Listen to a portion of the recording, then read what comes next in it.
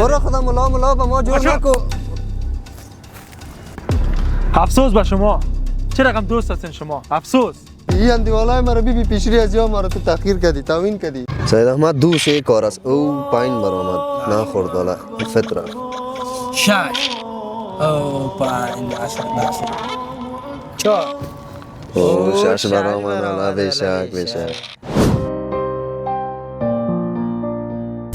پنج او چهار برآمد. اگر نه زده بودمش خب بد شد. بچه‌ها چی میکنین؟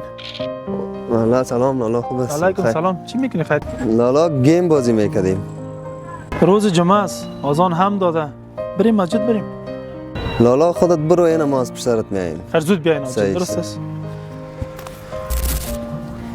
برادر خفه نشین بهتر خود بیخی مولایی جور کردم یک روز جمعه رو نیمانه که دوستا گیم بزنی پشتش نگرد بچهش از دست از این ما در خانه هم روز نداریم. هر دقیقه وضعیت میکنه بخی نماز بخوان. یک جمعه سندیوالا را دیدیم نمیمانه که تش بشینیم یک دقیقه گیم بزنیم. بعد از زیاد وقت دیدیمشان. زد نگو که میدان میکنی سلو دی. آصف بله لالا. با نماز رفته بودی؟ نه حالا مصرف لدو شدیم بازی. این لدو از نماز که مهم بود. بان ما لالا تو هر وقت پیشری اندیوالای ما را توهین و تحقیر کردی در خانه هم نمیمانی ما را. حالا برو نماز بخوان. او بچه من تو رو دعوت به نماز میکنم. کارو بده کردی. برو خدا ملا به ما جور نکو. چی بیادری شد؟ تو هر وقت ما را پیشری اندیوالای ما توهین و تحقیر ما کردی. تحقیر کردیم. آه ما کی تحقیر کرده؟ خودت کردی. این اندیوالای ما را بی پیشری از یا ما را تو تحقیر کردی، توهین کردی. من رفتم. کجا میگی؟ برو بهانه ما را نمیایم. بیا بچه. برو. افسوس به شما. چه رقم دوست هستین شما؟ افسوس. این چه رقم آدم بود برادر خدا پیش روی ما زد. به غیرت بده اوف این بچه چی شد؟ ما هم اشتباه کردم سر خود نفهمیدم سیلی زدمش. نمیفهمیم بچه را کجا بالا باشم زنگ بزنمش.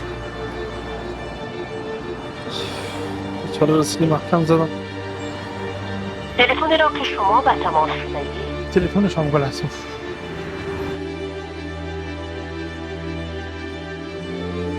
اوه کشتی من آصف. ساده خدایی ششته.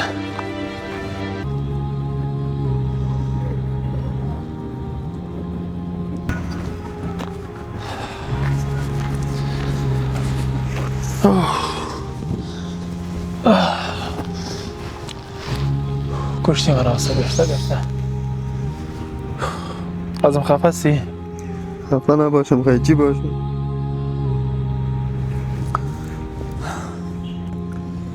بی آصف جان بیا نرکن. من نمیخوایم خدا نخواسته تو را پیش روی دوستای توهین و تحقیر کنم، اما خودت خواستی. درست است لالا جان. هر کس از خود غرور داره، ولی یک من نبود که تو در مقابل دوستایم مرا به او شکل امرای سیلی بزنی.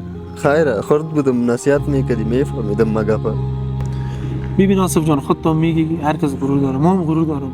پیش روی دوستای چه رقم امرای مرا بیا کردی و هر گپک بر تو میزنم به خوبیت میزنم.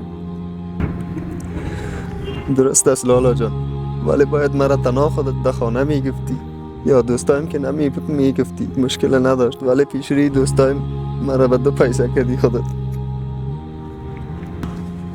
آصف جان در ضمن از اینکه تو با ما دروغ گفتیم اجر و پاداش تو کلان را من دست دادی. میفهمی؟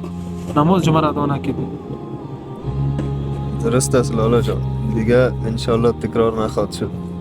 وعده کو تکرار نمیشه انشالله. انشالله که تکرار بسیار نخواهد شد. دوست دارم آصف. همچنان میگم.